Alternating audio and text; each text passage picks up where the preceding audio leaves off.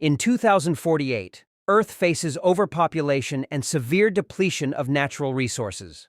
The government launches a groundbreaking initiative to genetically modify 14 soldiers, sending them to Saturn's moon Titan to establish a new civilization. These volunteers and their families are relocated to a cutting-edge neighborhood filled with luxurious, high-tech homes. Among them is former pilot Rick, who brings along his wife Abigail, a skilled doctor, and their young son Lucas. Dr. Collingwood, the head of the program, places great confidence in Rick, who once survived being shot down in the Syrian desert, enduring 3 days of injury, starvation, and thirst, a testament to his resilience. Rick and Abigail are deeply motivated by the future of their son, though Abigail privately voices concerns to Collingwood about Rick's potential health risks. Collingwood assures her that with proper care, Rick should recover from any complications. Once all the families settle in, they attend their first briefing with Collingwood. He explains the mission. Earth's ecosystem is beyond repair, and Titan offers the next best chance for humanity. Despite its hostile environment, rains of liquid methane, nitrogen-rich air unsuitable for breathing, and freezing temperatures, terraforming is deemed impossible. Instead, the plan involves altering human biology to thrive on Titan. During the meeting, one volunteer questions the safety of the modifications. You're talking forced evolution. Expressing doubt about their survival. Although Collingwood cites successful trials, he admits risks remain. The discussion grows tense until Rick intervenes, urging the skeptic to leave if he has doubts. Shut the fuck up or get the fuck out. The diverse group of volunteers was selected for their ability to overcome extraordinary challenges, making them ideal candidates for the program. Afterward, the volunteers receive access cards to the facility and begin their first round of genetic treatments, 300 injections spread over several weeks. Dr. Freya explains the purpose of each shot, though Rick struggles to grasp the scientific details. Life soon settles into a routine. Lucas attends school, Abigail manages the household, and she often accompanies Rick during treatments. The volunteers grow close, hosting frequent barbecues and dinners that build a strong community. At times, their conversations take a grim turn, with concerns about the possibility of never returning to Earth after their 2-year mission.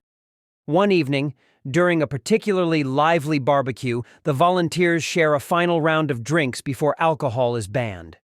Later, Abigail feels dizzy from overindulgence, but it's Rick who collapses, coughing violently and struggling to breathe. Abigail discovers he's burning with fever, administers medicine, and stays by his side all night. Soon after, Collingwood reviews the volunteers' DNA progress and declares it's time for a major test. The group is tasked with staying underwater without oxygen tanks. At the half-hour mark, only Rick and Tally remain. They turn it into a competition, with Tally surfacing at 39 minutes. Rick, however, astonishes everyone by not only staying longer, but swimming with incredible speed and agility, resembling a dolphin.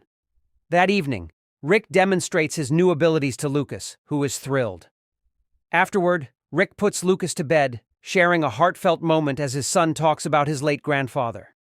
Rick later joins Abigail in the pool, but their romantic moment is interrupted when she notices dark veins on his skin.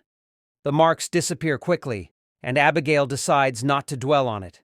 Days later, the volunteers prepare for their first surgeries, marking the next stage in their transformation. One of the wives, Rayanne, visits Abigail so their kids can spend time together, and she opens up about her concerns. Rayanne admits she's deeply afraid and feels her husband doesn't fit in here. Abigail reassures her, saying the volunteers are working to save humanity, and most importantly, their children. Rick recovers well from his surgery and returns home to enjoy time with his family. While Abigail is relieved to see him doing better, she can't shake her unease after reading about possible side effects in the manual they received. Later that night, Abigail wakes up to find Rick missing from their bed. She discovers him in the kitchen, pressing ice against his skin because he feels unusually hot. Abigail prepares a larger bucket of cold water, and Rick proposes a game. Both of them put their hands in the icy water to see who lasts longer. Abigail quickly pulls her hands out, unable to bear the cold, but Rick leaves his submerged, proving he no longer feels the temperature. The following morning, they go for a run together, pausing at a scenic spot along the road to admire the view. Rick reflects on his sadness about being unable to save the planet. Meanwhile, the experiments continue, including wearing masks that simulate Titan's atmosphere and swimming in freezing water for extended periods. Some volunteers struggle and need to take breaks, but Tally, stubborn as ever, insists on pushing herself even when she's near her limit. To help her, Rick teaches her to meditate underwater. One afternoon, after their training, Rick notices in the shower that his hair is starting to fall out. Tally mentions it's happening to her too. Their conversation is interrupted by screams as they find another volunteer convulsing and vomiting blood. Despite the doctor's efforts, she doesn't survive, marking the group's first fatality. That evening, the volunteers gather to discuss the incident. While some voice fears about dying, others remind them they all understood the risks from the start. Despite being prohibited, they decide to drink to ease the tension. Outside, Rayanne seeks comfort from her husband Zane, while Tally's husband Andrew assists Abigail in the kitchen. Andrew recounts how he fought to be with Tally, only for her to join in and reveal that he's now eager to start a family. Once Andrew leaves to set the table, Tally confesses to Abigail that Andrew believes her participation is temporary and that she'll return ready to settle down, but she wants something more. During dinner, Abigail notices the volunteers' veins occasionally turn black. Suddenly, screams erupt from the garden. Zane is in the middle of a breakdown, attacking Rayanne. The other volunteers rush to restrain him while Abigail takes Rayanne inside to safety. The next day, Freya arrives with additional medication meant to prevent further incidents like Zane's or the earlier death. Noticing some of the doses seem unusually high, Abigail asks to speak with Collingwood, but he's unavailable. That evening, Rick begins vomiting blood. While Abigail helps him rest, she secretly collects a sample of his blood. As she secures the house for the night, she discovers hidden cameras monitoring their every move. Later, Rick notices his skin peeling after using the pool, though he appears unbothered. Abigail becomes increasingly alarmed as she observes his deteriorating skin and hair loss. Examining his blood under a microscope, she discovers it's turning black. Soon, the volunteers undergo another major procedure, this time modifying their eyes to mimic a cat's, enabling them to see in the dark. Though Rick's surgery goes smoothly, he must keep his eyes bandaged for recovery, requiring his family's assistance. One night, Abigail hears Rick groaning in pain as his eyes start bleeding. They rush him back to the lab for further treatment. Abigail confronts Collingwood, demanding answers about what's happening to Rick and revealing she's aware of the surveillance cameras in their home. Collingwood explains that he didn't want the cameras installed, but they were a mandatory order from the Pentagon for security purposes. He assures Abigail that his blindness is only temporary, part of the process, and that his vision will return in a few days. Abigail senses that he's withholding more information but doesn't press him further. Instead, Collingwood sends her home. At her house, Abigail starts packing clothes for Rick when she hears sirens outside. Curious and worried, she steps out and sees the army surrounding Zane's home. She's not allowed to approach but manages to witness the horrifying scene. A mutated Zane hurls Rayanne through a window, killing her instantly. The soldiers storm the house, shooting and killing Zane shortly after. Back at the base, Abigail watches over Rick when she notices more soldiers arriving. Taking advantage of Collingwood's preoccupation with the incident, she steals Rick's card key and sneaks into Collingwood's office. Carefully avoiding security, she discovers documents detailing the experiment. Volunteers are being infused with animal DNA to achieve a new evolutionary stage that Collingwood has named Homo Titanians. Meanwhile, Collingwood meets with Colonel Solano and NASA representatives who are strongly opposed to the experiment, labeling it as unproven science and comparing it to unethical practices of the past. Solano insists on shutting down the program, but Collingwood and his advisor argue that only the ministers of defense have the authority to terminate it. Later, Freya warns Collingwood that the risks are too great, but he disregards her concerns. When Rick is finally sent home, Collingwood accompanies him to explain that his sight will return within 24 hours. He admits they underestimated the brain's capacity to handle enhanced senses, leading to Zane's mental overload. A new surgical procedure, however, could solve the issue. Abigail, overwhelmed, demands the full truth. Collingwood finally confesses the experiment's nature and its inherent dangers. He acknowledges her fears, but insists the risks were always known. To survive, Rick must undergo the surgery. This revelation strains Abigail, and she distances herself from Rick.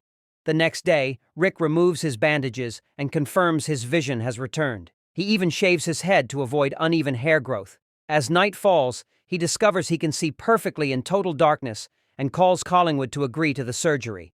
While families wait at home, all the volunteers undergo the procedure, but complications arise, and most don't survive. Only Rick and Tally emerge alive and stable. When Abigail, Andrew, and Lucas visit Rick and Tally, they're shocked to find them transformed into mutated beings that communicate through touch and low-frequency sounds inaudible to humans. Rick places his hand on the glass separating them, causing Abigail to cry, her heartbreak deepening when Collingwood hands her Rick's wedding ring. With their transformation complete, Rick and Tally are scheduled to leave for Titan within days. During their time at home, Rick struggles with normal human activities. When Abigail tries to help him dress, he accidentally strikes her, leaving her shaken and afraid. Rick retreats to the pool, feeling more at ease in the water than on land. One evening, as Abigail watches from the window after putting Lucas to bed, she sees Tally entering the garden with blood-covered hands. Rick approaches her calmly, and they communicate using strange tentacles emerging from their fingers. Moments later, the army arrives in the neighborhood and discovers Andrew's body in the shower. The soldiers close in on Abigail's house, prompting her to hide upstairs with Lucas. They subdue Tally with tranquilizer darts, though it takes multiple attempts. However, as they approach her, she reveals she's still conscious and uses her tentacles to kill one of the soldiers. The remaining troops immediately retaliate, killing her in a hail of gunfire. The soldiers next attempt to capture Rick, but he quickly overpowers them with his enhanced strength. He nearly drowns the last soldier in the pool, but Abigail hears the struggle and rushes out to stop him. Unfortunately, it's too late. Realizing the gravity of his actions, Rick flees. Colonel Solano mobilizes his entire team to track Rick down, dismissing Collingwood's protest to keep Rick alive due to the high value of the research. For their protection, Abigail and Lucas are taken to the base, but Abigail sneaks away after figuring out where Rick might have gone. Abigail ensures she isn't followed and makes her way to their special meeting spot where she finds Rick. To prove she isn't afraid anymore, she extends her hand. As Rick's tentacles gently wrap around her wrist, she kisses him. At that moment, Army helicopters locate them and render them unconscious. Abigail later wakes up at the base with Collingwood by her side, who explains they needed to restrain her for her own safety. He informs her that the Pentagon is shutting down the program, forcing them to send Rick to Titan immediately. Earth's atmosphere, as shown by Tally, would either drive the new bodies insane or kill them. However, they cannot force Rick to go, as it might kill him as well, so Abigail must convince him. Abigail is escorted to see Rick, who is confined in a glass enclosure. Collingwood hands her a syringe of quetiapine, explaining that it acts as a chemical lobotomy to erase Rick's memories, making him compliant. Abigail is reluctant, but Collingwood insists it's the only way. A soldier hands her the syringe, but while pretending to fumble, she switches the contents for saline when the soldier isn't looking. Inside the cage, Abigail shares a meaningful glance with Rick before injecting him. He collapses, appearing unconscious. Outside, Abigail asks Freya to accompany her. As a soldier enters the cage to prepare Rick for transport, Rick suddenly attacks, revealing he was only pretending. Collingwood quickly realizes Abigail's deception, but it's too late. Rick flees into the shadows, using his enhanced senses to evade capture. Abigail and Freya retrieve Lucas, and they follow Freya's guidance to a hidden exit, where they reunite with a gravely injured Rick. Abigail and Lucas embrace Rick, showing him they still trust him. Freya searches for medical supplies, but before she can return, soldiers swarm the area. Collingwood demands the women step aside, threatening to have the soldiers open fire. Abigail refuses to move. Infuriated, Collingwood orders the soldiers to shoot, but Solano intervenes, declaring he will not harm unarmed civilians or a child. He turns his weapon on Collingwood, and the other soldiers follow suit. Collingwood is arrested, and Abigail rushes to Rick, embracing him as he recalls his most cherished memories. In the aftermath, Abigail and Freya join the Titan II project, ensuring ethical practices in their research to save humanity. Meanwhile, Rick is sent to Titan, where he discovers his new form includes wings, allowing him to soar across his new home.